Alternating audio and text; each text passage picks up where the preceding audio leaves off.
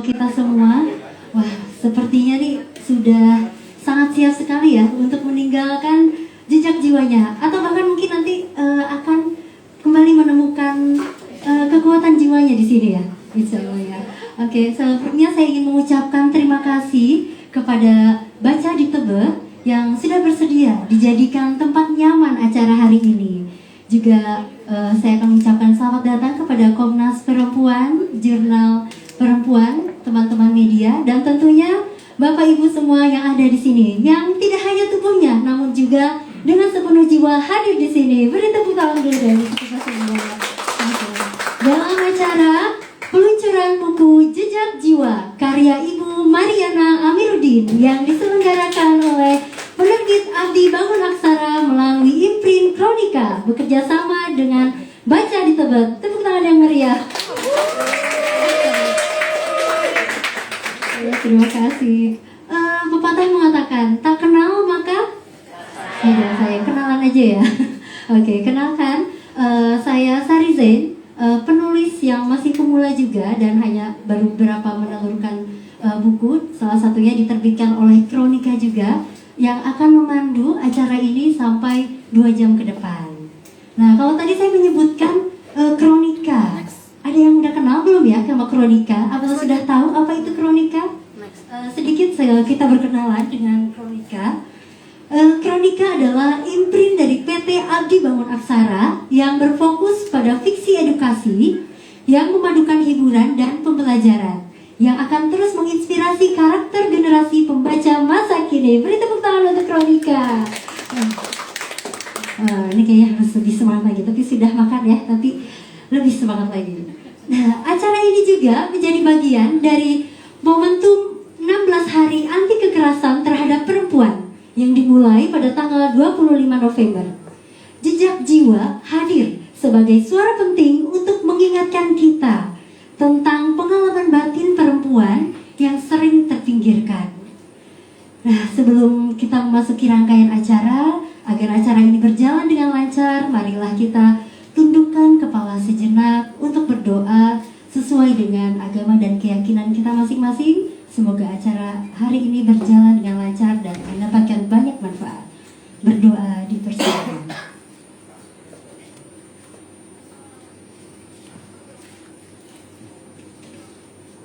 Berdoa selesai.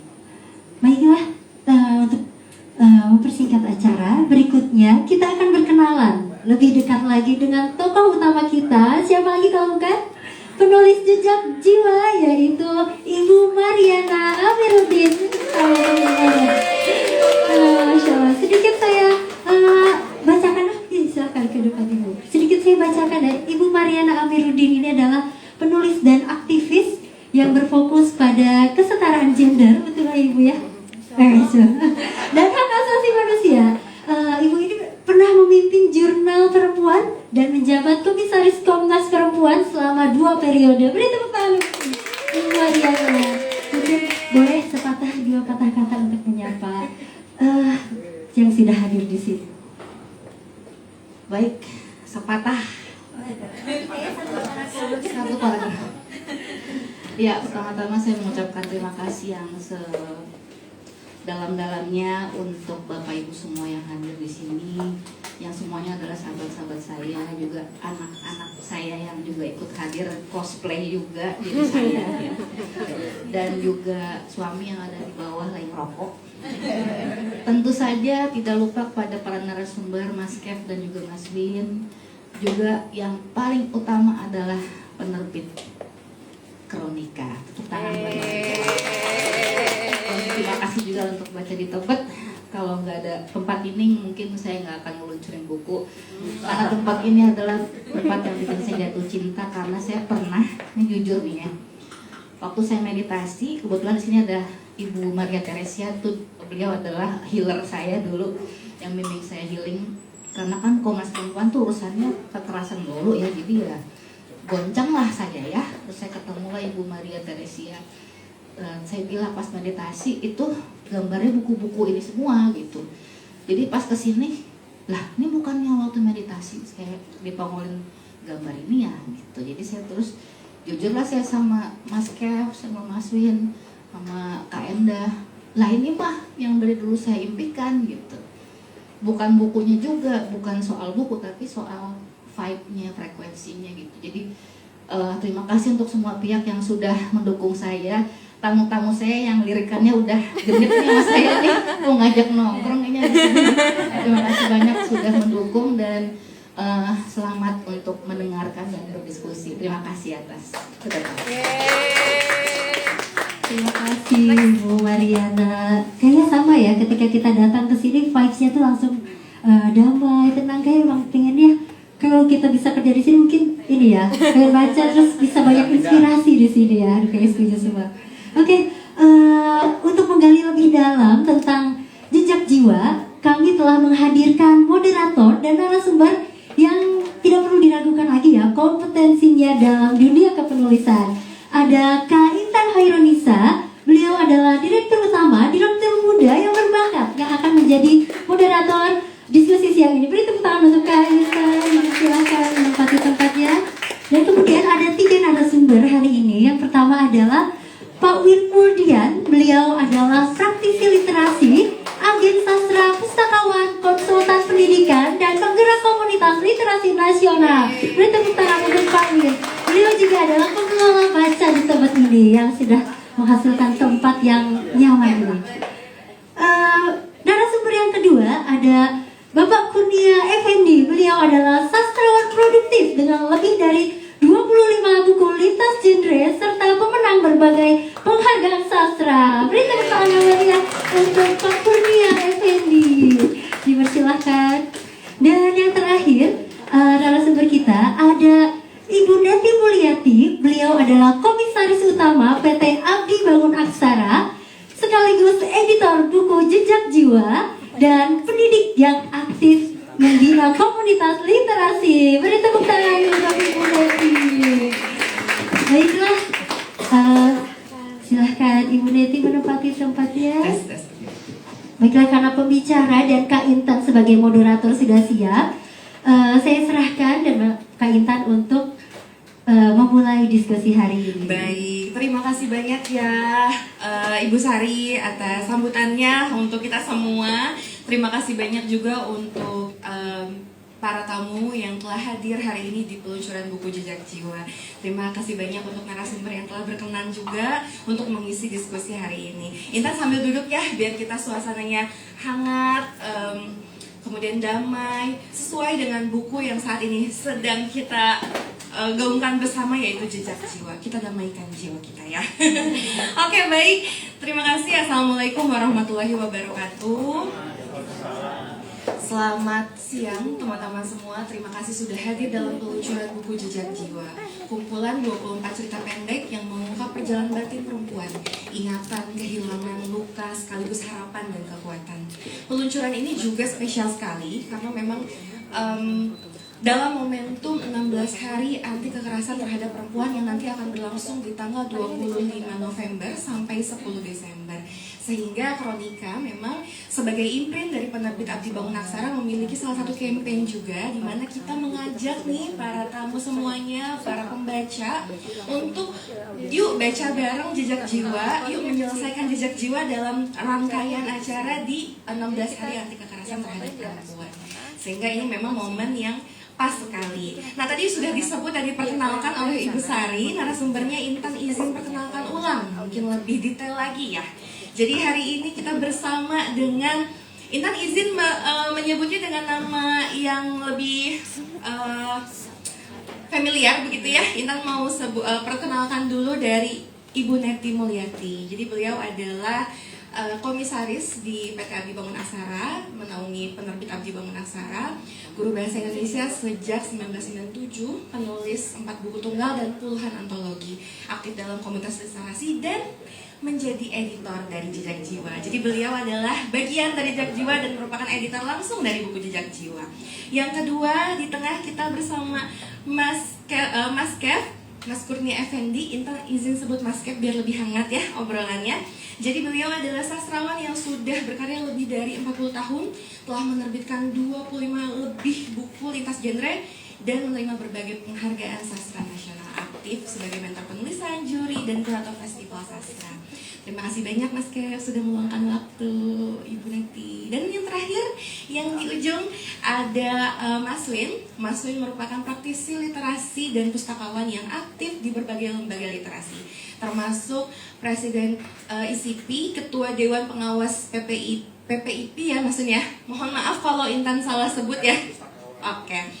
Ketua Umum PLI, CEO Indonesian Writers, dan pengelola Baca di Tebet. Jadi beliau merupakan yang kita minta izin ke sini ya, Mas Vin dan Mas Kev ini. Kemudian Intan mengucapkan terima kasih juga di tengah kesibukannya berkenan bersedia hadir untuk diskusi hangat bersama kita di sini.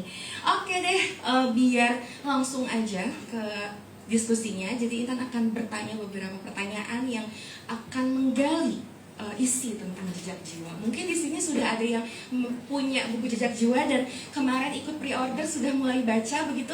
Kita akan bahas di sini bareng-bareng. Intan mulai pertanyaannya dari Ibu Neti terlebih dahulu ya. Jadi ada beberapa pertanyaan, banyak 2. Jadi nanti bisa langsung dijawab aja seperti itu. Silahkan Ibu, ini mic-nya. Jadi Intan akan bertanya kepada Ibu Neti sebagai editor ya di sini, sebagai editor dari buku Jejak Jiwa. Yang pertama adalah saat mengedit karya yang syarat pengalaman batin, bagaimana Ibu menjaga kejujuran dan suara penulis tetap utuh? Karena kita tahu ya dalam proses editing biasanya ada aja yang memang perlu diperbaiki begitu atau mungkin harus dirubah dan lainnya. Nah, bagaimana Ibu sebagai editor, kan ini syarat pengalaman batin, menjaga kejujuran dan suara penulis supaya tetap utuh sampai ke pembacanya. Silahkan Ibu. Baik, Assalamualaikum warahmatullahi wabarakatuh.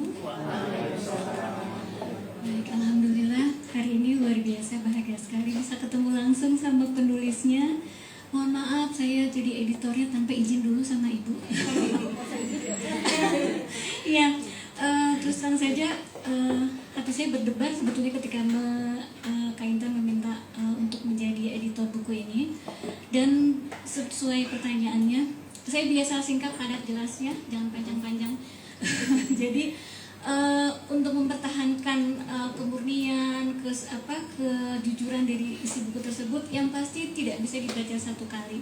Itu harus dibaca berkali-kali dan benar-benar saya hanya ingin paham banget isinya, dan karena itu menyuarakan hati isi wanita yang luar biasa, bisa mewakili dari berbagai kasus yang mungkin Ibu tangani. Jadi 1 kali baca, 2 kali baca, 3 kali baca, baru saya berani menyelusuri ke editingnya gitu. Kalau awal mula nggak berani, saya biarkan dia murni apa adanya.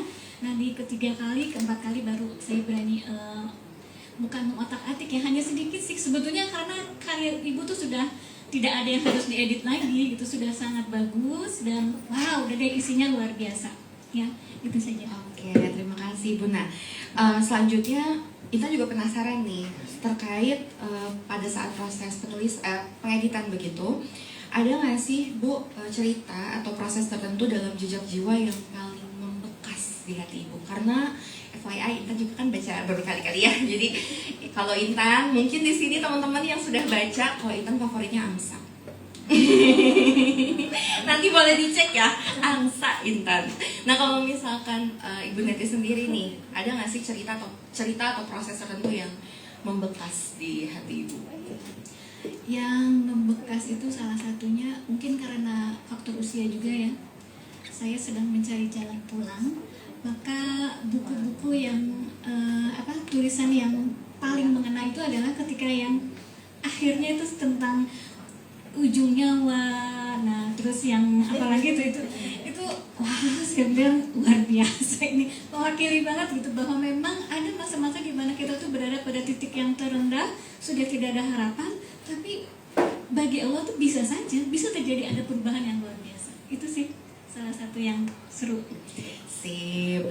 Jadi memang ini kan 24 kumpulan cerita pendek ya. Nah, setiap Intan cerita dengan teman-teman atau pembaca lain juga, Intan selalu menemukan testimoni yang aku sih paling favorit yang ini judulnya. Aku sih paling favorit yang ini judulnya. Karena memang di setiap cerita kita jadi relate dan Dan yang paling unik menurut Intan adalah ketika itu kemarin sempat ngobrol juga sama Ibu Sari, beliau juga kan penulis dan membaca juga Jejak Jiwa.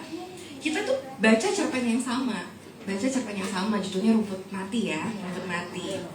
Kita baca cerpen yang sama, tapi pada saat kita menafsirkan, mesti kita menggali makna, itu berbeda sekali ya Bu. Kayak Ibu jadi pada kondisi tertentu, kemudian pada situasi dan kondisi diri, kita jadi mengambil maknanya berbeda. Padahal kita baca cerpen yang sama, dan itu yang sangat-sangat menarik untuk didiskusikan ketika kita habis baca Jejak Jiwa. Waktu kemarin juga aku juga sempat nanya juga ke teman-teman yang lain yang sudah baca, favoritnya mana. Jadi itu sih ya yang membekas ya Bu ya, berarti ya. Oke, kita ke Mas Kev nih. Halo Mas Kev. Nah, dari sebagai sastrawan gitu, Intan penasaran secara sastra Mas Kev, apa sih kekuatan yang Mas lihat dalam Jejak Jiwa, baik tema maupun gaya penceritaannya? Baik, Mariana lebih sering menulis esai barangkali daripada cerpen. Jadi kalau ngomongin sastra itu kan lebih bukan soal gaya, bukan soal kosakata, tetapi lebih kepada pesan yang disampaikan ya. Sesuatu yang akan membekas, mungkin memberikan insight-insight baru, pencerahan, atau loh kok ternyata ada sesuatu di balik itu peristiwa seperti itu. Nah, saya kira karena Mariana itu awalnya memang aktivis, kemudian mempelajari banyak hal tentang ketidakberesan negeri ini misalnya, jadi banyak fakta, banyak data yang kemudian paling efektif barangkali disisipkan ke dalam sebuah cerpen gitu ya. Banyak contohnya kan jurnalis-jurnalis yang kemudian menulis novel, kemudian menulis cerpen, itu dia mengangkat sesuatu yang kalau disampaikan dalam bentuk berita barangkali sangat sensitif, tetapi ketika masuk, katakanlah misalnya Munir yang menjadi musir gitu kan, ya nggak apa-apa di sini Suciwati psikologi bebas, atau pengarangnya sudah menjadi arwah ya. Itu saya kira akan lebih kena gitu ya. Jadi pembaca itu belajar dari itu semua, dan itu juga merupakan satu catatan yang masuknya ke dalam pembaca itu lebih enak dibanding kalau misalnya sesuatu yang harus dibaca secara kaku. Saya kira itu pandangan saya terhadap selaku bahwa ini karya sastra adalah seperti itu. Oke, baik, menarik sekali ya. Jadi kita dapat pandangan dari Mas Kev. Nah, melanjutkan tadi pembahasan yang jadi menarik ya, karena sebetulnya mungkin itu adalah kisah yang kalau dibalut dalam esai ini fakta dan lainnya, kemudian jadinya bentuknya lebih, kita sebagai pembaca ini juga bisa menafsirkan lain juga. Opininya tidak terasa sebagai doktrin atau apa kan, opininya masuk meresap ke dalam cerita. Oke. Nah, kan banyak cerita dalam buku Jejak Jiwa ini mengangkat luka perempuan. Mengapa menurut Mas Kev, mengapa narasi atau apakah narasi seperti ini perlu terus hadir dalam sastra Indonesia tentang perempuan, tentang lukanya dan lainnya? Pertama dari perspektif Mas Kev sebagai sastrawan, dan mungkin bisa juga mewakili sebagai laki-laki, begitu. Karena ini menarik banget ya, Jejak Jiwa itu kan tentang perempuan nih. Kita melihat langsung dari perspektif Mas Kev. Ini kan salah meminta pendapat. Aduh. Iya dong. Saya menyayangi semua perempuan, semua jawabnya kan akan susah gitu ya. Pasti tidak objektif kan gitu. Tetapi menurut saya kalau ini kan pengalaman, ketika saya mengadakan orang lain atau komunitas mengadakan istilahnya pelatihan penulisan gitu ya, itu saya merasakan, ini faktanya ya, itu 90% perempuan loh pesertanya, perempuan. Bahkan dalam kelas sastra yang saya ampuh dalam 6 bulan itu 15 peserta itu semua perempuan. Tetapi anehnya ketika kemudian mereka menjadi, katakanlah di dalam periodisasi sastrawan, di dalam itu yang muncul adalah laki-laki. Apakah itu juga sebagai, ini ada yang ya misalnya Mbak Debrayati mengatakan itulah patriarki terjadi gitu ya, maksudnya misalnya kalau Fanny Jonathan itu harus ngomong bahwa dia anaknya Gerson Poik misalnya kan gitu. kenapa laki-lakinya, ayahnya, suaminya yang gitu. Sementara kalau penulis laki-laki ya udah beres-beres saja gitu kan. Menurut saya sih banyak sebenarnya kalau hambatan-hambatan bagi perempuan ketika masih remaja, masih sekolah menulis, kemudian ketika dewasa menikah, satu misalnya dilarang suami untuk menulis. Kalau perempuan istrinya lebih terkenal kan banyak suaminya cemburu dong ya misalnya. Tapi itu kan melankolia lah gitu ya. Tapi ada lagi misalnya karena kepekerjaan domestik ya, melahirkan anak, merawat ini itu segala macam, nggak ada waktu untuk menulis.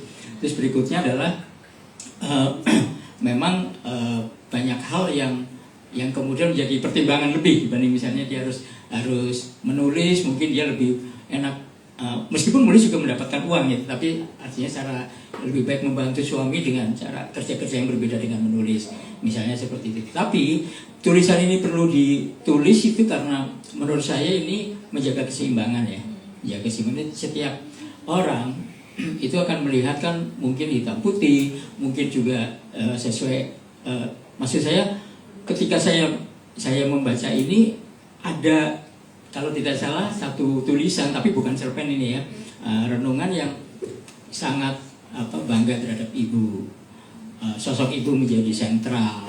Terus mungkin dari kecil sangat mengagumi dan melemahkan peran bapak atau laki-laki atau pacar atau suami begitu ya. Nah saya kebetulan mendapatkan hal yang sama. Saya ditinggal ayah ketika barangkali sama ya. Saya umur 12 tahun, mungkin Win lebih muda lagi ketika ayah meninggal. Dan itu sosok ibu menjadi banyak pertimbangan perempuan yang mendidik saya secara pengalaman hidup gitu ya. Mungkin itu sebabnya saya merasa bahwa setiap perempuan teman saya itu kekasih saya itu kan gitu. Ya kurang lebih gitu. Ya sih nggak bisa ngomong bahwa waduh ini katakanlah misalnya ada sifat-sifat buruk segala macam itu, menurut saya jadi merasa harus mengampuni gitu ya. Enggak lah, itu masalahnya pasti ada persoalan-persoalan di belakang itu gitu. Setidaknya pertanyaan itu salah buat saya karena saya tidak bisa objektif. Kurang lebih seperti itu. Baik, terima kasih Mas Kev. Nanti kita kembali lagi ke Ibu Neti dan Ya. Mas Kev. Saat ini kita lanjut kepada narasumber selanjutnya yaitu Mas Win. Halo Mas Win. Halo. Nah, pertanyaannya untuk Mas Win, menurut Mas Win ini sejauh mana bahasa puitis dan metafora di Jejak Jiwa berhasil bikin pembaca benar-benar mengerti dan merasakan dunia batin perempuan, bukan hanya cantik di kata-kata. Itu dulu Mas Win. Maksudnya merasakan sesuatu, Ya, merasakan diri betul. tentang atau Jadi tidak hanya cantik, tapi benar-benar merasuk gitu. bahasanya diterkam ya. Ya, sebenarnya ini sebenarnya 23 atau 24 cerpen ya. Tapi sebenarnya 23 cerpen ya. Ini. Mungkin 24 saya anggap aja dengan pengantar. Cerpen Intan ya, cerpen dari Intan. Ya karena ada misalnya kayak pernyataan misalnya. Jadi sebelum saya nangkap itu ya, misalnya Oke, pernyataan baik. semua cerita pendek ini ditulis bagian dari ada jiwa yang gelap tanpa cahaya. Itu kan dari pengantar. Saya anggap itu satu cerita sih biar lengkap jadi 24 seperti di pengantarnya Bu Melanie Budianta ya. Karena cerpennya sebenarnya ada 23 ini. Gitu. Jadi ya oke, tadi mungkin Mas Kev cerita bahwa ya Mas Kev ditinggal bapak ketika saya kelas 1 SMP, meninggal, dan ibu memilih untuk tidak menikah lagi tapi membesarkan 4 anaknya, dan kami hijrah ke sebuah kota besar bernama Jakarta. Jadi pada dasarnya saya sangat dekat dengan perempuan, tapi Mas Kev juga tadi dekat dengan perempuan tapi sering tipu perempuan juga nggak sih? Gitu. Saking dekatnya kadang kita nggak ngerasa kalau kita ya oke. Tanpa disadari, oh ini lagi dimanfaatin ya. Oke, tapi pada dasarnya itu bukan laki perempuan ya, itu hubungan antar manusia sebenarnya. Jadi pada dasarnya ada orang yang mendapat sesuatu dari orang lain. Itu kenapa kita jadi kolektif. Nah cerita ini menyampaikan cerita-cerita di dalam kumpulan ini menyampaikan sesuatu sifatnya kolektif, bertindak, bersikap, mengalami sebuah realita, ada di situasi tertentu, semua disampaikan dengan bagaimana pendekatan personal yang melihat sesuatu secara kolektif gitu. Jadi saya melihat misalnya ini semua penuh dengan bukan kemarahan ya, sesuatu yang bukan ketidakyakinan, tapi sesuatu yang gimana yang membahasakannya. Mungkin saya mencatat lebih ke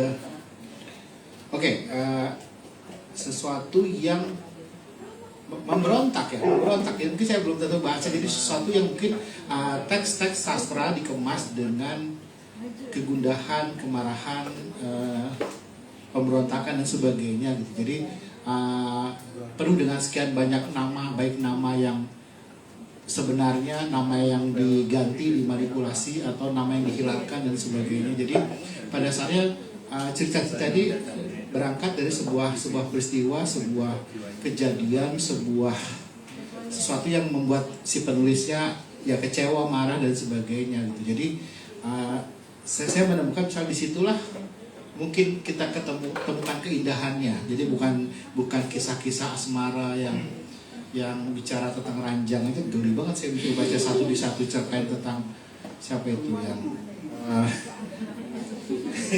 yang tentang teman. Jadi misalnya apa itu tadi yang laki-laki si kampret itu, aturan si kampret itu kan, sebenarnya ranjangnya juga nggak ada indah-indahnya gitu. Bicara tentang ranjang, bicara tentang, jadi apapun sesuatu yang itu semua di istilah atau teks atau kosakata yang dipakai itu karena penuh sesuatu yang biasanya nggak tahu tadi rasanya. Terus saya kasih terasa memberontak, rasa geram ya. Oke, kita gunakan kata geram aja misalnya. Adalah kegeraman dengan situasi yang ada. Ya sebenarnya bukan kemarahan pada laki-laki juga, tapi kemarahan pada keadaan, pada semua, pada orang-orang. Jadi orang-orang itu saya nggak lihat kelaminnya, tapi orang-orang ya akhirnya itu bagian dari ya kisah saya soal Mariana itu bagian juga mungkin dengan mungkin umur kita tidak berbeda jauh. Kita mengalami peristiwa 98, saya mengalami bagaimana misalnya diteror Bakin, saya harus pindah tempat, buat saya buat selebaran gelap ya. Ada nasib bergerak dan sebagian juga dibantu pembiayanya oleh jurnal perempuan waktu itu dan Suara Ibu Peduli dan sebagainya. Jadi jadi saya ada di peristiwa itu. Misal saya ada di Rumah Sakit Sumber Waras ketika mengurusi teman-teman Trisakti yang tertembak di Malang itu, di kamar jenazah misalnya saya ada di situ. Saya keluar tengah malam ketika misalnya malam pertama menduduki gedung DPR yang hanya baru 35 orang. Saya keluyuran sampai ke Monas dan sebagainya.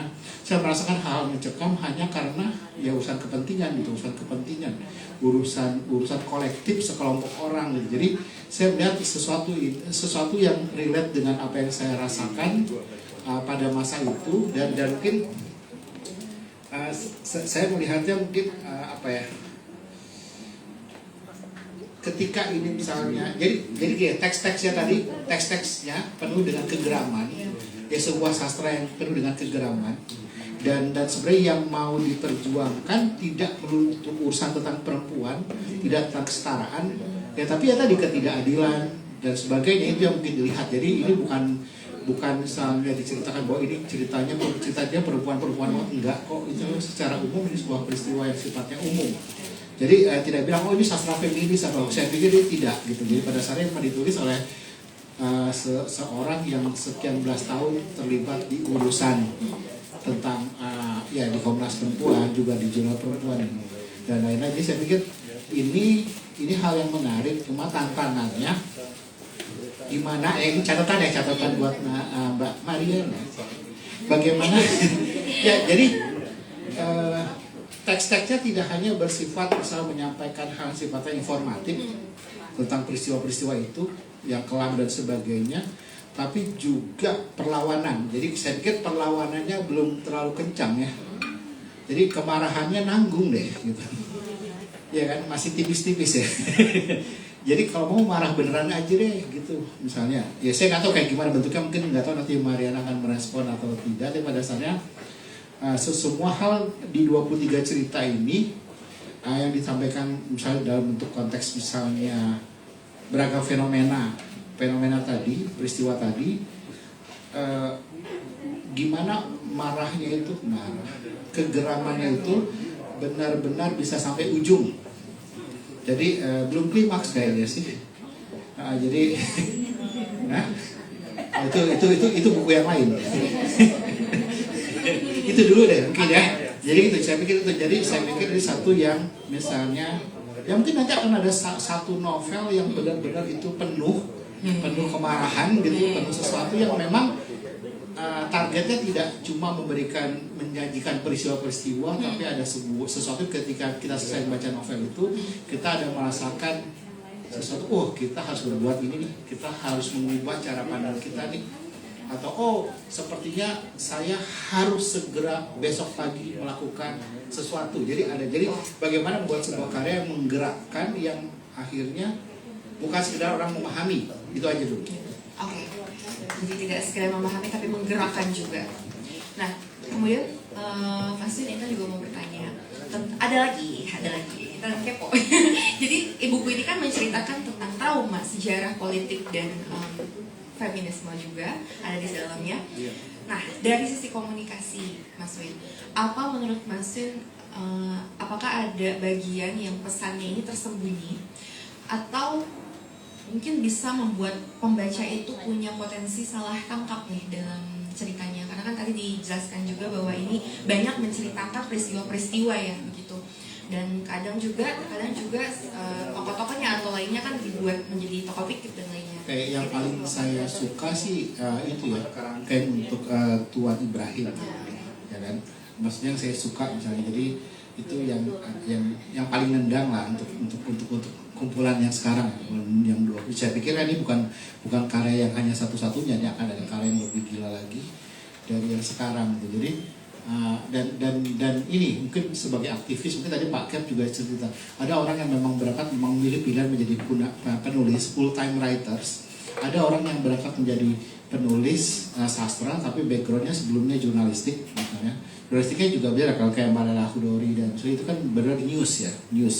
Dan sepanjang Mariana menulis kan hidup dalam konteks misalnya membangun opini terkait tentang karya esai-esainya di Jurnal Perempuan dan juga di Komnas Perempuan dan lainnya. Nah, mungkin yang saya garis bawahi misalnya gimana, jadi saya mencatat misalnya di Jang Membayar Karma ya. Jang Membayar Karma. Ya. Misalnya saya mencatat ada orang yang bisa menyampaikan apapun, misalnya si Jang bisa menyampaikan apapun dengan teks. Dia bisa paham akunya siapa ya. Jadi sangat paham tentang Jang ketika Jang berkomunikasi dengan dia dalam bentuk teks. Ketika dia bertemu dan lisan bercakap-cakap, ternyata Jang itu orang yang membosankan misalnya. Ya. Jadi itu sesuatu yang menarik misalnya, yang mungkin perlu dikembangkan. Jadi pada dasarnya ya gini lah, kita pahami bahwa keterampilan berbahasa itu ada 4 ya, membaca, menulis, berbicara, dan mendengar. Nah, seorang yang orator belum tentu dia bisa menulis dengan baik. Seorang penulis yang hebat belum tentu dia menjadi seorang public speaking yang. Nah, pada dasarnya kan ini sesuatu yang realita yang ditangkap, yang itu menarik gitu, dan sebenarnya tadi bukan sekedar informasi tentang peristiwa interaksi mereka, tapi bahwa itu menjadi sesuatu yang misalnya refleksi, sebenarnya bukan di ujung cerita, bukan berarti harus hikmahnya adalah itu, bukan ya, tapi orang bisa merasa kayaknya gue ini harus ngembangin ini deh biar nggak kayak si Jang. Gue ini jangan tukang ngomong yang ternyata ketika ngomong dia banyak membual, kalau dia menulis dia baru dengan data gitu. Jadi sebenarnya kan itu proses untuk orang merefleksikan ke dirinya dari cerita yang dibaca.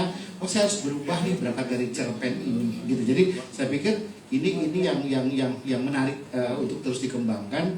Semoga ini sebenarnya bukan cerpen kumpulan yang diterbitkan buru-buru kan.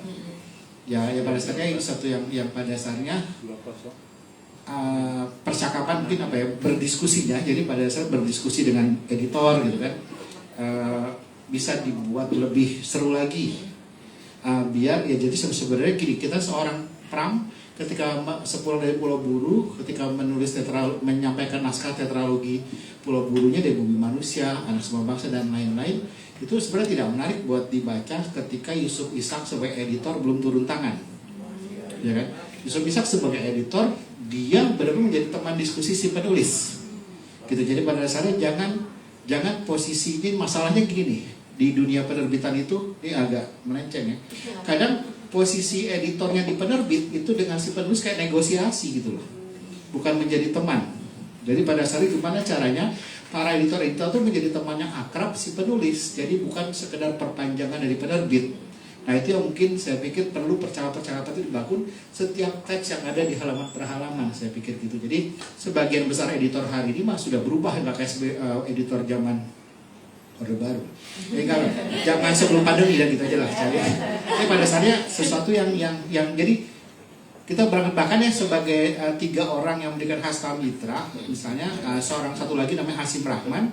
Dia seorang marketing yang keren juga untuk mendukung si penulis. Jadi pada dasarnya mereka 3 orang yang memikirkan karya dan bagaimana memikirkan karya ini dibeli. Jadi seorang editor pun juga punya pemikiran. Kita paham ya, misalnya banyak penerbit besar itu kadang editor tim redaksinya kemana, tim pemasarannya kemana, nggak nyambung gitu loh. Ya kan, termasuk ya kita tahu lah banyak karya-karya penting apa loh, kok di rak ini di toko buku ditaruhnya gitu. Jadi pada dasarnya saya pikir ini pembelajaran juga. Misalnya kan sekarang bisa ketika bukunya Mbak Mariana ditaruh di toko buku, ditaruh di mana, di buku psikologi jangan-jangan itu pada dasarnya intinya gimana ketika kita membangun karya ini, jangan hanya kita menunggu apa yang dimaui oleh penulis, tapi penulis juga pengen berdiskusi dengan para pihak yang terlibat dalam merumuskan buku ini. Saya pikir ini bukan berarti saya membahas buku ini secara umum ya, saya bahas secara umum pada dasarnya. Ini yang perlu dilihat, terlepas misalnya ada teks-teks yang perlu masih diedit juga dan sebagainya, tapi pada dasarnya secara umum ketika sebuah karya diterbitkan, kita mulai dari sebuah percakapan yang seru antara para pihak yang terlibat merumuskannya. Mas Ken mungkin bisa cerita ketika kita mengembangkan sastra grafis, betapa gila-gilanya kita diskusi tentang itu, termasuk dengan ilustratornya. Itu dulu deh. Oke, terima kasih banyak. Saya banyak ngomong ya. Nah ini masih ada soalnya pertanyaannya yang terakhir. Jadi kita dapat 3 pandangan yang berbeda dan insight yang baru, terutama juga mungkin nggak hanya soal buku jejak jiwa, tapi informasi umum juga di dunia penulisan dan penelitian dan lainnya ya, luar biasa sekali. Kembali ke Bu Neti sebagai editor dari buku jejak jiwa, satu kalimat mungkin untuk pembaca jejak jiwa, harapannya setelah membaca ini apa yang kira-kira nanti bisa didapat dan lainnya. Silahkan ya Bu. Harapannya ya, sambil menatap Bu Mariana. Ya, karena ini terus terang kita nggak ngobrol sebelumnya Pak ya, tapi kenapa kita punya cerita latar belakang yang sama. Bapak saya juga meninggal saat saya masih SMP, kelas 14, pas 14 tahun ya. Well, jadi kayaknya aku juga jadi sama ya. Bisa begitu ya. Ya harapannya lebih ke wahai para wanita, jadilah kau. Ya karena isinya kan tadi kegeramannya itu ya sebenarnya ya. Jadilah wanita-wanita yang memang benar-benar bisa mewarnai lebih indah pada dunia, pada bumi. Tersenyumlah karena kalian sangat berharga, karena kita sangat berharga. Terima kasih. Itu kalau dulu untuk Ibu Neti. Nah, selanjutnya nih ke Mas Kev, pertanyaan terakhir. Mungkin Mas Kev sudah punya catatan yang mau dibagikan. Nah, makanya kita bilang catatan. Kita mau mention soal itu. Nah, oke boleh. Tapi boleh di spill sedikit begitu kepada para pembaca di sini, para teman-teman yang hadir, bisa jadi insight juga tentang jejak jiwa dan informasi umum juga untuk teman-teman sekalian. Boleh disampaikan silakan. Boleh di-spill catatan dari Mas Kev untuk jejak jiwa, untuk informasi dan lainnya. Mungkin salah 1, salah 2, atau salah 23 ya? Saya dalam menulis atau ada proses ya, proses kreatif saya itu pertama adalah mengumpulkan judul, maksudnya koleksi judul. Tanpa judul saya nggak bisa menulis. Yang kedua adalah curah kisah, jadi saya sering dalam situasi tertentu saya akan bercerita tentang ide gagasan apa yang saya lihat itu menjadi gagasan, kemudian cerita, wah seandainya ini gini, belum membayangkan itu ya, imajinasi. Itu begitu dermawan ya saya menyampaikan. Kalau misalnya mendengarkan dari seorang cerpen, saya keduluan dia. Tapi pernah memang saya perjalanan ke Serang dalam rangka dulu itu ada Ode Kampung Bolagong. Saya tuh ngajak Jo Agustin itu mungkin kenal juga ya. Nah dalam perjalanan itu aku bercerita ini terusnya. Nah, saya nggak nyadar bahwa 3 hari atau beberapa hari kemudian dia bilang, Mas Kev, boleh nggak yang kamu mau ceritakan itu aku bikin cerpen? Oh ya nggak apa-apa, aku bilang gitu. Karena apa? Setiap cerpenis punya sudut pandang cara bercerita, meskipun gagasan mungkin sama. Jadi saya khawatir. Yang ketiga adalah bermain adrenalin. Bermain adrenalin itu di dalam cerpen ini itu kalau jadi sebenarnya kebetulan berbeda nih. Angsa ini tadi mencari jalan pulang. Ini ada Ibrahim dan Zhang itu kan. Nah saya adalah nyawa di ujung senapan. Itu adrenalin bener itu. Bagaimana dalam detik-detik yang itu kalau dalam film Hollywood itu ya, yang bomnya tinggal detik-detik terus editingnya kan dia berada di tempat lain, apa yang lagi itu gitu kan, anaknya ini lagi disekap apa. Nah itu pada akhirnya tetap aja kan bahwa fakta itu adalah inspirasi terbaik ya. Sebenarnya fakta adalah inspirasi terbaik. Kemudian kreativitas adalah imajinasi yang tidak dimiliki oleh semua orang, tapi adalah mereka yang memasang radarnya. Karena inspirasi itu kan datang dari kita bangun tidur sampai kita tidur kembali. Bahkan kurang ajar inspirasi itu ketika kita tidur pun bermimpi, ya kan? Mimpi itu bisa masuk menjadi ide, menjadi gagasan gitu. Nah, saya mencatat itu bukan catatan kritis, bukan jadi, tapi saya mengambil paragraf yang menarik, kemudian oh ini tentang ini sebenarnya untuk kalau misalnya suatu saat artinya ngobrolnya itu sambil ngopi matcha misalnya kan sambil merokok itu kan ngomong bisa lebih panjang gitu kan. Kalau di sini sambil makan nyembur-nyembur. Tapi kalau menggarisbawahi Win tadi bilang bahwa sebuah buku itu terbit untuk mengobrak-abrik perasaan orang, untuk mengganggu pikiran orang. Karena apa? Lahir dari kegelisahan kan, lahir dari kegelisahan harus menciptakan kegelisahan yang lain gitu. Kalau tidak ada PPN-nya, tidak ada pajak atau apa pertambahan nilainya itu. Karena saya pun menuliskan untuk balas budi sebenarnya. Saya membaca banyak cerita yang ditulis oleh orang-orang pendahulu saya, kan saya harus kayak ospek gitu ya. Saya dihajar oleh yang di atas, tapi saya nggak bisa mengajar balik kan. Mengajarnya di bawah lagi, angkatan yang baru gitu ya. Nah itu diberikan sesuatu yang, tapi sebenarnya saya sebagai penulis itu belajar termasuk kepada yang muda. Jadi sekarang kan kalau Endah mengatakan, lu nulisnya jangan kayak gitu-gitu aja dong, nanti nggak ada yang baca, ini generasi Z nggak akan lihat buku mau kayak apa, apalagi jejak jiwa, tahunya di psikologi gitu kan misalnya. Memang belajar itu adalah sesuatu yang kita lakukan sepanjang hidup, dan kalau pengen tahu ini saya sebenarnya lebih kagum pada Mariana ketika masih ngawur gitu, masih ketika, nah ini nih saya mau membuktikan, tapi sampai saya mengatakan bahwa ini jangan-jangan kayak sastra grafis segala macam ini adalah meniru Mariana aja, Tuan Danona kosong ya. Iya, ini memang nggak akan saya ceritakan kecuali dalam diskusi-diskusi yang asik gitu ya. Ini sini udah kayak grafisnya banyak nih, dan nulisnya, oh ya Allah, ini kalau diharapkan sama para editor nih, ini nggak usah terbit deh, gitu pasti kan, nggak usah terbit. Gimana banyak? Tapi berani terbit. Nah ini menurut saya hal-hal seperti itu harus pernah menjadi pengalaman setiap anak muda. Ya, ketika dia menulis di usia di atas 40, di atas 50, itu adalah sesuatu yang bijak. Yang dia tuliskan sudah bukan lagi eksperimen, bukan lagi, katakanlah memang ada amarah di sana, tapi yang muncul adalah pelajaran, misalnya seperti itu. Saya kira itulah kurang lebih. Oke, Mas, terima kasih banyak. Kita juga jadi di-spill nih. Sebutkan. Ini kalau dibacakan, boy. Waduh. Oh, judulnya. Apa itu judulnya? Luar biasa, Mas Kev ternyata membawa. Iya, loh. Iya, misalnya buat kita semua. apa sih customer, kata sikas misalnya. Nah di sini juga tuh sampai di sini format H sama M, ya kan? Hudan dan Mariana misalnya. Ini teksnya sampai begini, kayak kolom-kolom begitu kan? Ini saya, ini udah nggak ada lagi nih di toko. Barangkali Win juga nggak punya ini. Ya itulah. Ya kayak gini ada di dalamnya berwarna-warna, terus pokoknya di sini mana ya yang ada seorang lelaki di belakang, terus hurufnya kecil lagi, persis di dalam ini, apa gitu kan? Kayak gini-gini. Apa? Ya, ini nanti kalau ada sisa waktu. Luar biasa banget, Mas Kev, terima kasih banyak. Nah, terakhir dari Mas ini sudah punya catatan juga untuk jejak jiwa. Bentar, sebelum ditanya, ini oke. waktu nulis ini kan status Sudan Hidayat PNS kan? Masih. Oh Oke. iya, 1,5 tahun libur. Oh ini, waktu nulis ini. Sekarang pegawainya dari sipil.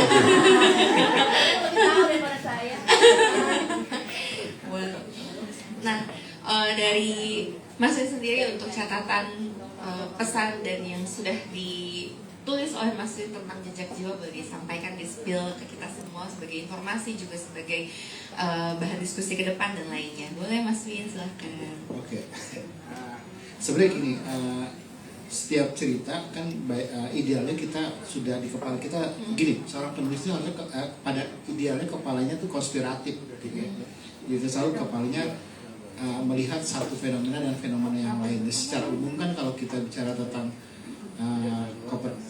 cara berpikir, misalnya cara berpikir kan pasti ada yang berpikir kritis, berpikir kreatif, komunikatif, dan ya misalnya ada satu istilah yang baru dikenakan itu kolaboratif gitu. Kolaboratif misalnya tapi dalam konteks cerita kan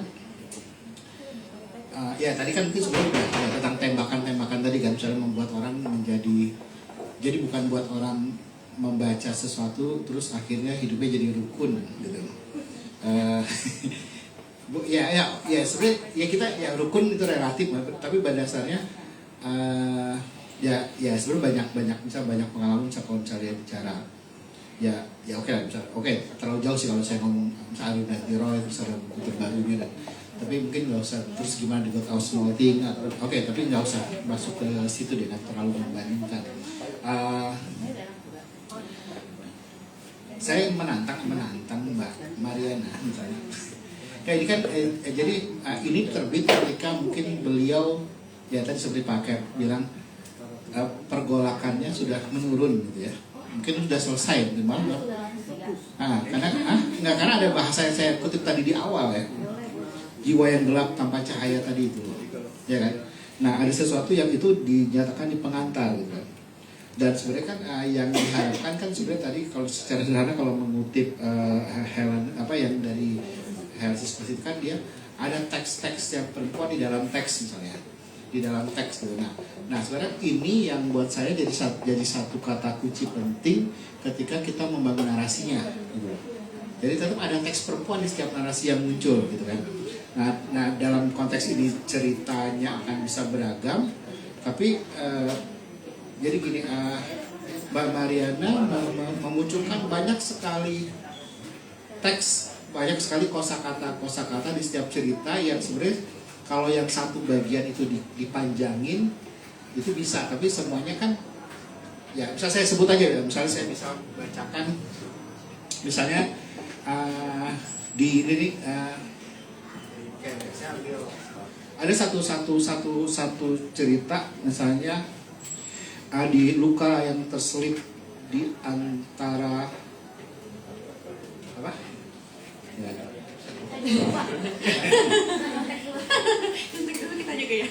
Di antara mereka ya. Oke. Tuhan. Tuhan yang terselip di antara mereka. Di sini ada kata lari, menangis, Tuhan, orang tua, peristiwa, kosong, anak muda. Terus terakhir ujungnya lembah ya. Dengan lembah saya mau kembali ke lembah gitu kan. Itu suatu yang kalau dipanjangin itu akan menarik gitu. Jadi teks ini berhenti sebagai catatan, belum menjadi cerita gitu. Jadi gimana caranya teks-teks yang sifatnya catatan yang di 2-3 lembar ini jadi satu cerita. Nah itu yang tantangannya. Jadi itu tantangannya yang bagaimana ini diolah dengan metafornya dimunculin. Tapi ada metafor lagi. Nah jadi gimana caranya ini metafor yang akhirnya membuat orang geram gitu. Nah itu geramnya itu. Jadi itu sih ya pada dasarnya dari 23 teks ini termasuk 24 dengan pengantar itu bisa akan jadi sekian novel sebenarnya. Gitu loh. Ya kan ini kan semua jadi sebenarnya yang lagi ditulis di 23 ini semuanya ide cerita.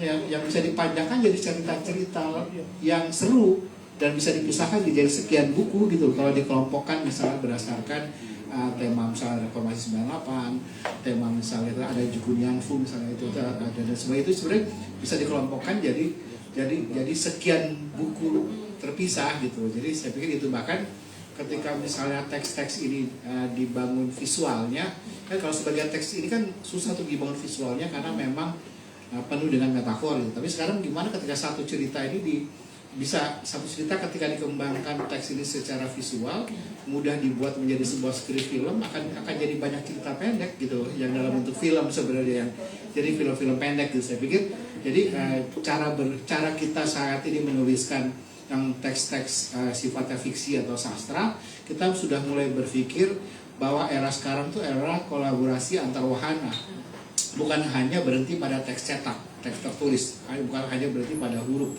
Kita sudah membayangkan akan ada visual, akan ada gambar, akan ada gerak, akan ada audio. Tadi kan ditayangkan misalnya kayak video di depan, tapi bayangkan bahwa itu bagian dari karya. Mungkin dibayangkan bahwa nanti dari teks-teks ini akan ada produk-produk turunannya, akan membayangkan akan menjadi, bahkan mungkin akan ada parfumnya yang membuat mencekam misalnya. Kalau terlalu jauh ya, misalkan bisa jadi ada ketika kita nyium bau parfumnya aja Ibrahim banget enggak. Tapi maksud saya kita di era itu, kita bukan lagi bicara alih wahana. Era sekarang tuh era kolaborasi wahana. Jadi itu semua, jadi kayak kami yang emang saya hidup di dunia penerbitan lebih dari 20-an tahun.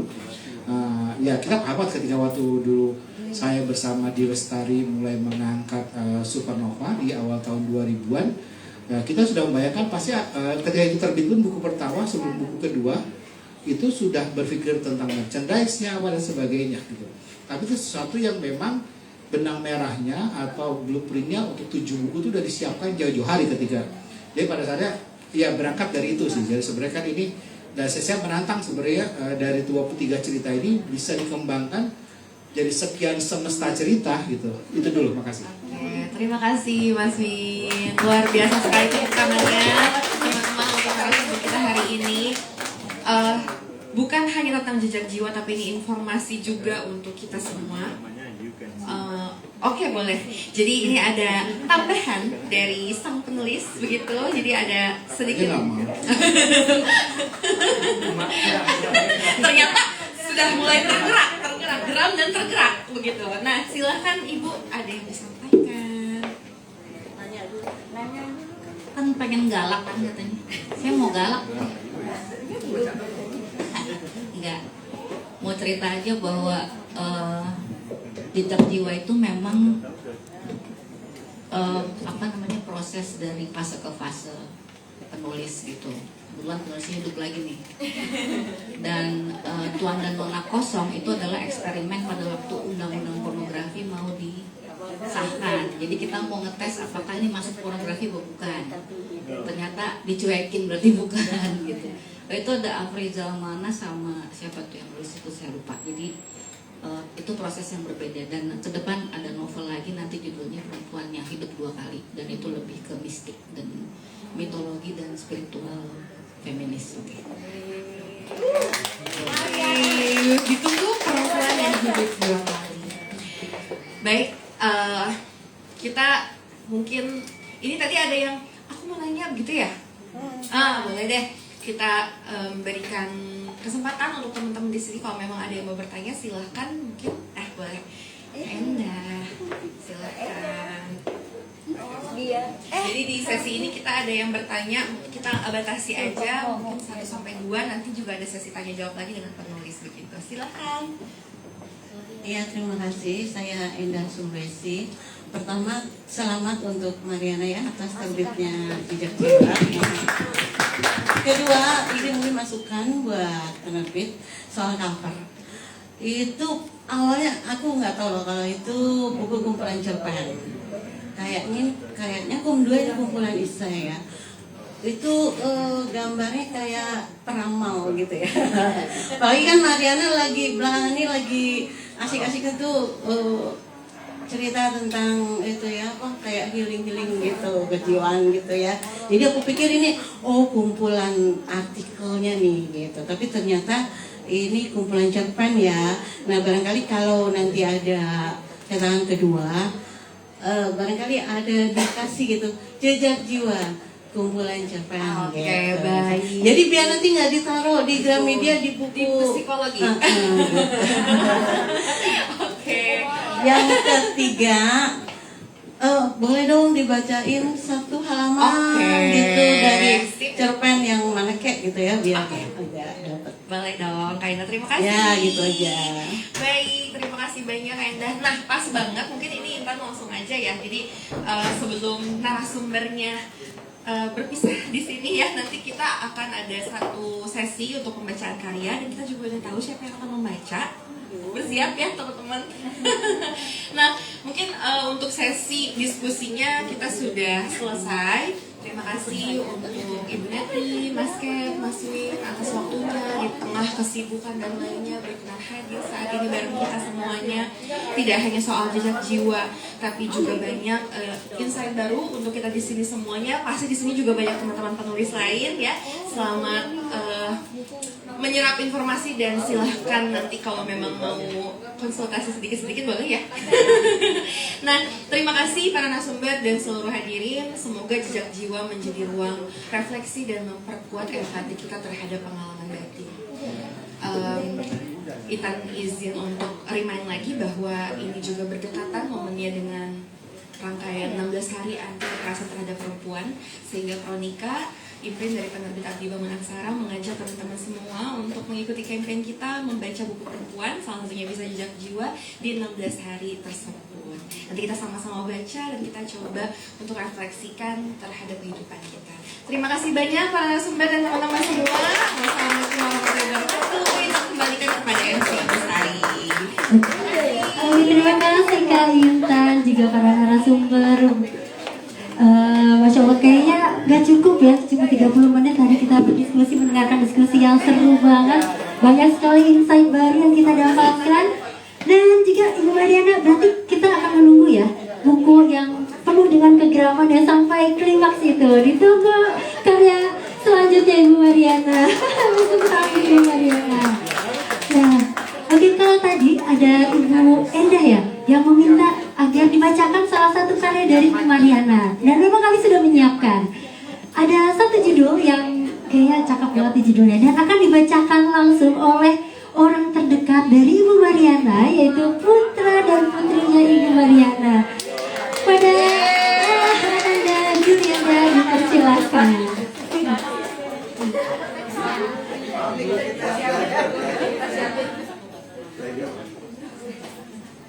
Ini semuanya introvert keluarga.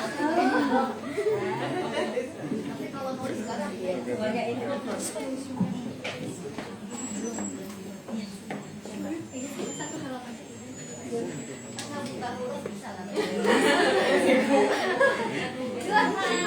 Silakan ke depan, boleh Kak. Biar semuanya ingat.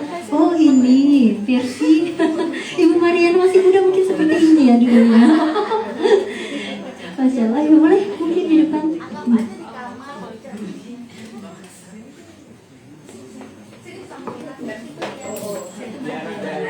Temenin ayo sama Kak Indah. Ini kan Ibu Mariana tinggal cosplay. Aku ayo stop di sini, aku berdiri di sini. Yuk.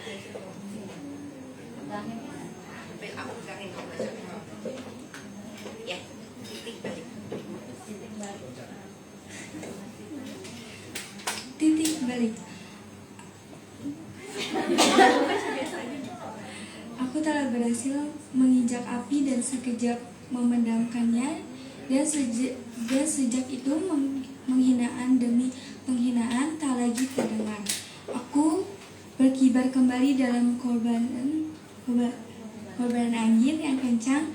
Aku terbebas dari beban kepura-puraan. Perjalanan ini telah tiba di terminal berikutnya. Dengan lelah yang amat sangat, aku tidak lagi di persimpangan hidup dan berdiri di antara lalu lalang. Bertahun-tahun hidup di ketiak orang-orang, kini dapat kuhirup udara yang sesungguhnya, bukan lagi bau ketiak mereka. Aku mulai menghujamkan akar-akar yang kuat menjadi tunas dan tumbuh perlahan. Aku kembali menjulurkan lidahku yang lama keluh. Aku kembali membuka rahangku yang lama gagu. Aku mengobati luka-luka dengan imaji yang menghidupi cipta yang kupunya jauh sebelumnya.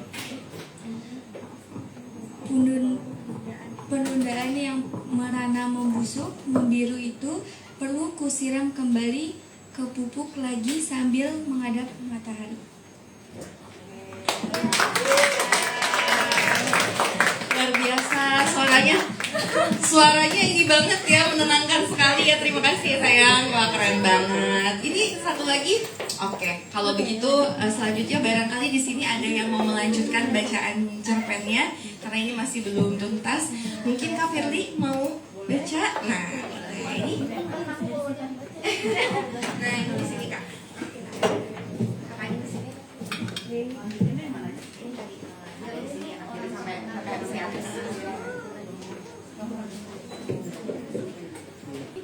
Luka-luka telah terjadi dari segala arah. Aku pernah dibunuh sedemikian rupa, dikubur hidup-hidup tak dapat kemana-mana. Aku dikejar-kejar waktu, dikejar-kejar orang, dihadang batu-batu yang mereka tebar. Aku dilumpuhkan dan aku lumpuh. Aku ditumpahkan air keras, diguyur hujan deras dan petir yang meledakkan gendang telinga. Aku membunuh pikir dan renung. Aku kehabisan keranuman imaji yang pernah aku miliki, yang adalah benda-bendaku yang paling rupawan. Oh semesta, aku telah sampai pada terminal perjalanan. Aku ingin istirahat dengan tenang, memandang alam dengan kopi yang terseduh matang. Aku ingin terbenam dalam luka-luka lama dan melahirkan sel-sel hidup baru. Oh dewa dewi semesta, mari kita pergi. Kemana lagi perjalanan akan kita mulai? Kemana kita akan melanjutkan lagi? Aku ingin melangkah panjang menuju pintu keluar, ke rumah yang baru, kehidupan yang baru. Aku ingin menikah dengan diriku sendiri. Aku ingin mencium bumi dan memeluk sepenuhnya rasa suka hati. Sekian lama dipasung, dirajam, dipaksa terpisah dan tercerai dari diriku sendiri. Aku merangkak tanpa kaki, melihat tanpa mata, ditodong senjata untuk menjadi orang lain yang tidak aku inginkan. Aku menjadi bukan aku yang aku mau waktu aku tahu siapa aku. Semesta yang aku cintai, manusia telah diperlakukan tidak lebih dari harapan orang lain, bukan harapan atas dirinya sendiri. Kembalikan aku ya semesta, jadikan ia seperti evolusi yang berevolusi, genangkan aku dengan ide-ide dan sahabat-sahabat yang baru, dengan apa yang ingin aku katakan, apa yang ingin aku lupakan, apa yang ingin aku pikirkan, dan apa yang ingin aku dapatkan. Siramlah aku dengan tujuan, jangan lagi dengan kenangan. Peluk cium untukmu semesta, dan alam beribu dewa dewi yang memandang. Aku datang. Perjalanan 11 November 2013. Terima kasih, luar biasa. Aku sampai mengeruskan air mata ya, terharu sekali, bangga sekali. Terima kasih ya. Ya, dan rasanya sudah terkorak-korandakan jiwanya mendengarkan satu judul, dan itu salah satu judul favorit saya Kainta. Ya, makanya itu yang sangat mengena sekali sama jiwa. Sampai akhirnya kita harus kembali menemukan jejak-jejak jiwa kita yang mungkin sudah terlupakan atau hilang. Keren sekali Ibu, terima kasih membacanya, keren sekali sampai masuk ke dalam jiwa kami semua. Indah-indah banget. Jadi ya begitulah ya. Jadi teman-teman mungkin di sini sudah ada yang punya bukunya dan sedang membaca juga. Aku dibacain satu sama Kak Firly dan aduh, aku gak bisa ya. Kayaknya kalau kita baca semuanya aku bisa nggak berhenti menangis ini jadinya. Oke baik, kita lanjut ya ke selanjutnya yaitu sesi tanya jawab. Jadi Nah. nanti mungkin masih tadi tanya jawab sama narasumber. Jadi oke. Oke. Oke. Sekarang kita masuk ke sesi tanya jawab dulu. Mungkin teman-teman di sini ada yang mau bertanya, mungkin sudah membaca atau baru mau akan membaca, penasaran, langsung kepada penulisnya. Silahkan, kita persilahkan untuk boleh ke depan iya dulu, boleh biar nanti jawabnya kita iya Oke. ini tentang seputar bukunya dari pembaca. Mungkin ada yang lagi penasaran sama part-part tertentu atau apapun, boleh silahkan ditanyakan langsung ke penulisnya. Silakan. Sebenarnya penulis sudah mati tapi saya Dihidupkan kembali. Ya, tapi kali paksa untuk Oke, kembali. siap. Saya adalah arwah di sini. Pertanyaan saya itu kenapa dijuduli Jejak Jiwa? Karena sekarang lagi musim, karena saya barusan baca papernya UAS dari ISI Solo, itu juga blog-blog yang tulisan Yogyakarta dan yang lain itu kurang riset mengenai kultur, mengenai jiwa.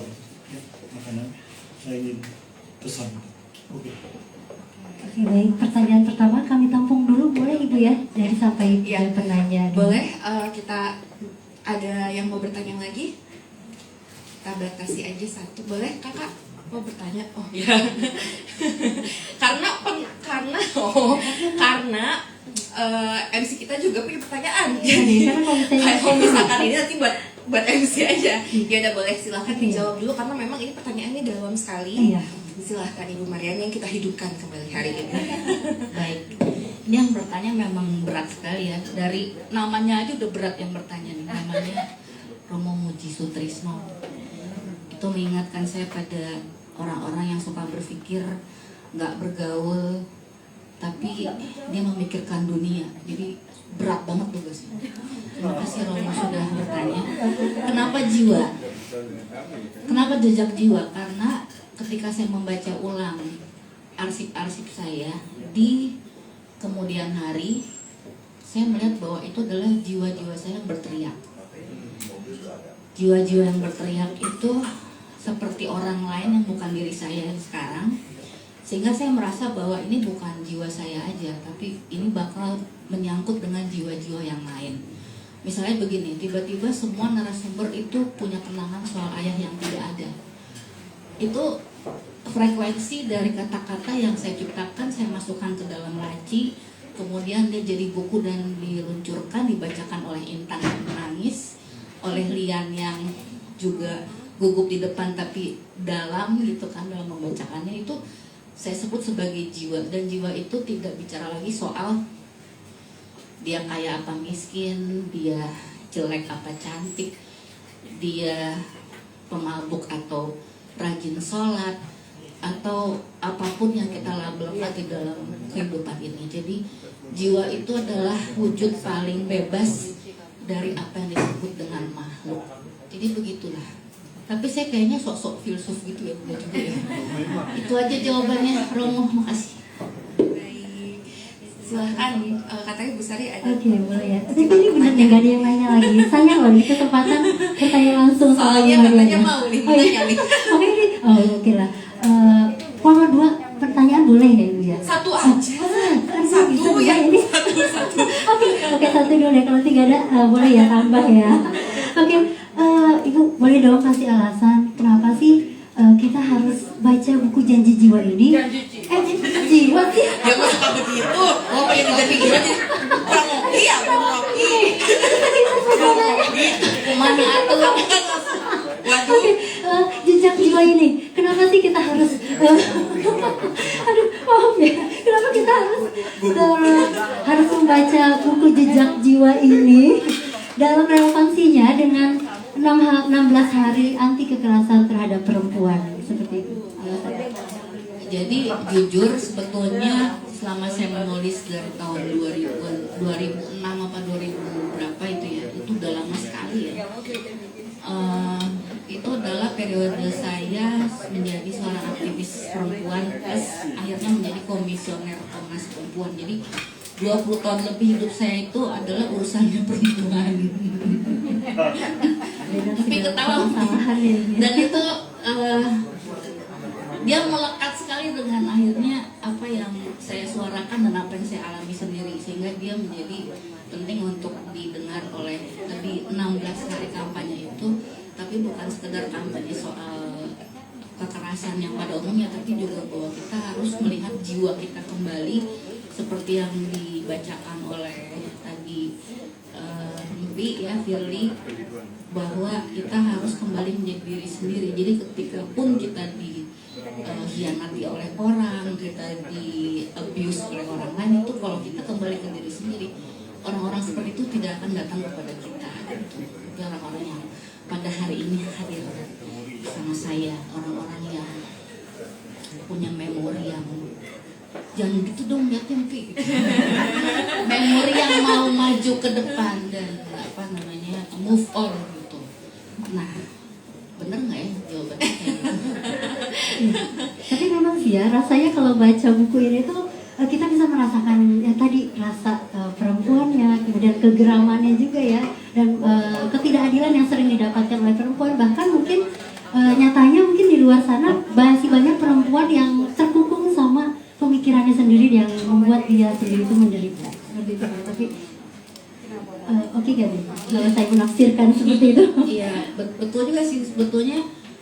Kebanyakan pelaku kekerasan itu sebetulnya kebanyakan itu mereka tuh korban. Kenapa orang memukul, kenapa orang abusive, kenapa orang NPD itu kalau kita mau flashback ke jiwanya di masa kecil ketika dia di rahim ibu, itu dia mengalami kekerasan juga. Nah karena itu dalam jejak jiwa sebenarnya mau diarahkan ke buku berikutnya bahwa kekerasan itu harus diputus lingkarannya. Dia harus menjadi bukan warisan dari orang tua kita lagi, itu harus diputus. Karena kalau semua orang terus menjadi korban, terus menjadi pelaku, maka dunia ini tidak akan damai gitu. Jadi kalau hidup kamu mau damai, kamu harus memutus lingkaran kekerasan. Caranya apa? Kalau saya mah caranya menulis gitu. Sehingga karena bagi saya ini kata-kata adalah mantra. Saya belajar dari Sukartika Sumbahri yang sajaknya itu, puisinya itu seperti peluru, saya bilang. Satu kata itu adalah mantra dan orang langsung bisa mati dengan satu peluru itu. Saya belajar dari beliau karena dia orang Sumatera. Ayah saya orang Sumatera dan saya suka sama orang yang langsung gitu. Jadi makanya cerpen saya karena saya nggak mau muter-muter, karena saya memang suka dengan gayanya Bang Tarji sih. Luar biasa. Kalau kata Ibu Mariana, kata-kata adalah mantra, buat Intan sebagai pembaca, penulis adalah penyigar dalam tanda kutip. Karena Intan tersihir, sangat-sangat tersihir. Itulah alasan kenapa Kronika melihat karyanya Ibu Mariana ini merupakan suatu kebanggaan buat kita juga.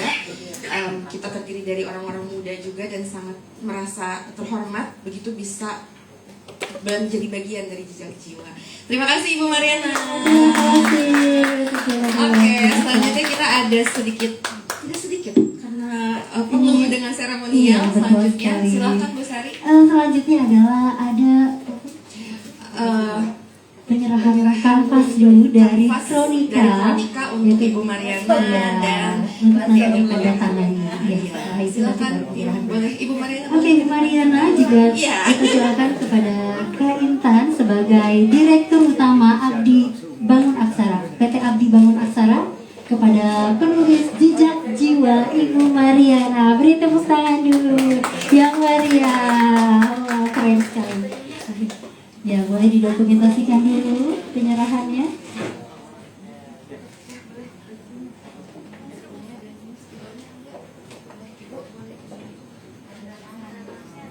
Tanda tangan dulu.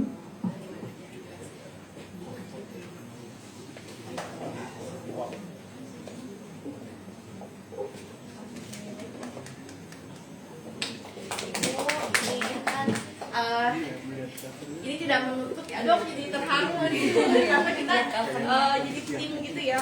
Aduh aku terharu, malu. Terima kasih banyak Ibu udah percaya sama Kronika menerbitkan karya yang luar biasa banget. Aku jadi terharu malu ya.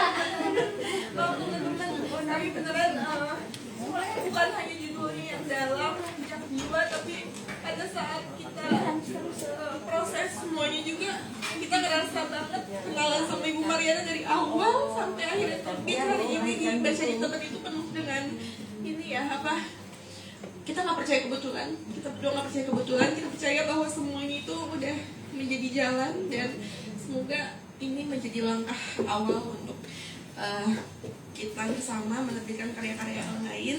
Terima kasih untuk teman-teman yang sudah hadir, sudah membaca, sudah memesan. Semoga Jejak Jiwa ini bisa menjadi teman untuk menemukan kekuatan jiwa teman-teman juga. Gitu.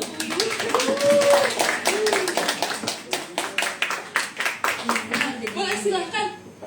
Dari keluarga dari Ananda Putra Putri dari Ibu Mariana, silakan menyerahkan buket bunganya sebagai ucapan selamat atas karyanya yang berhasil memporak-porandakan perasaan kami semua di sini.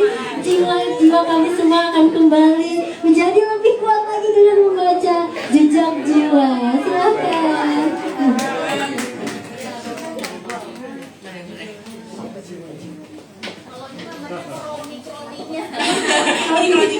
Kronik-kroniknya ya.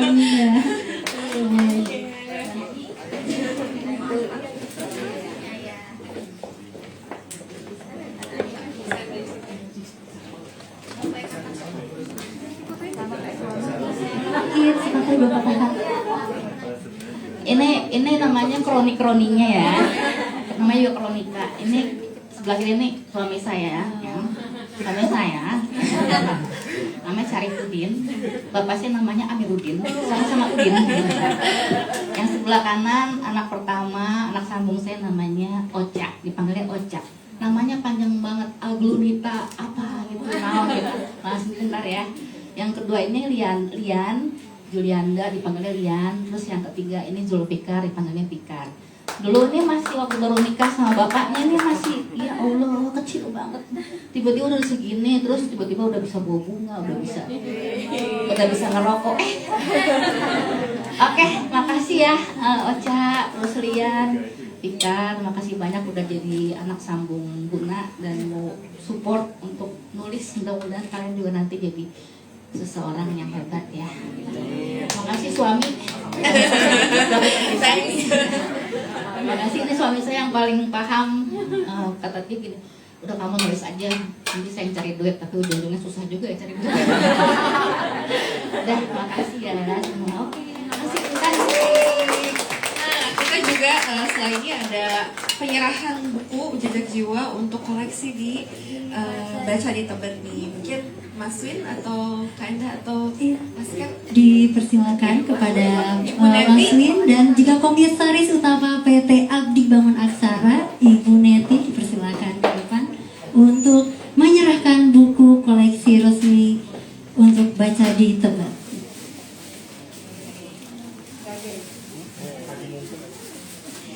kita ini untuk foto seremonialnya dulu.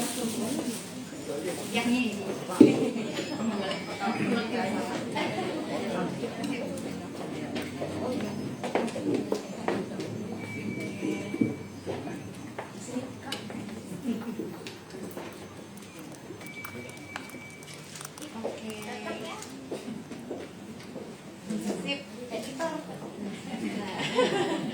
Oke, baik, terima kasih banyak Mas Kat. Nah, sekarang kita sesi foto bersama ya. Sebelum acara ditutup kita foto bersama dulu. Mungkin para narasumber boleh ke depan. Boleh mengundang kembali Mas Kat untuk foto bersama. Juga Ibu Maria di depan sini. Lagi-lagi ke depan dulu. Bolak-balik ya, ini nggak apa-apa ya Bu, olahraga. Kita foto bersama dulu, narasumber dan juga penulis.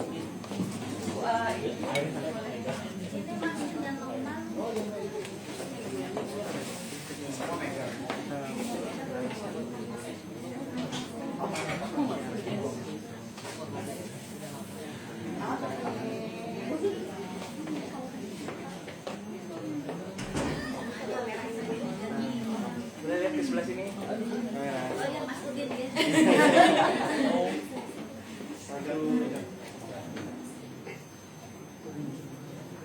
Satu, dua, tiga. Oke, boleh kayak lagi. 1, 2, 3. Selanjutnya kita foto bareng teman-teman di sini. Kita foto bersama dulu dengan para tamu undangan dan audiens yang ada.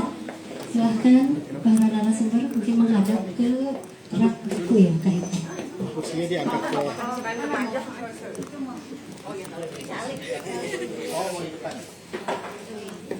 Pinggir aja.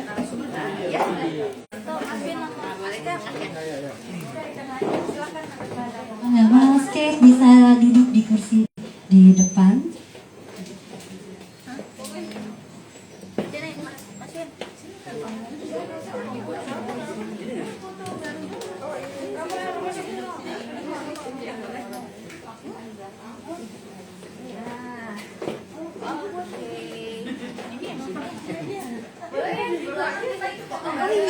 Kita maju sebentar, kita foto bareng.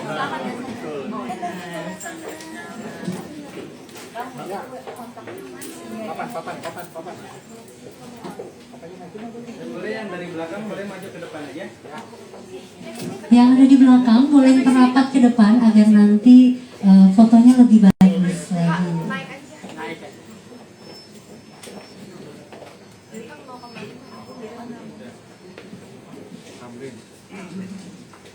Ya, siap, lihat kamera. Sebelah kakak ini kosong masih bisa sini ya. Dirapatkan ya.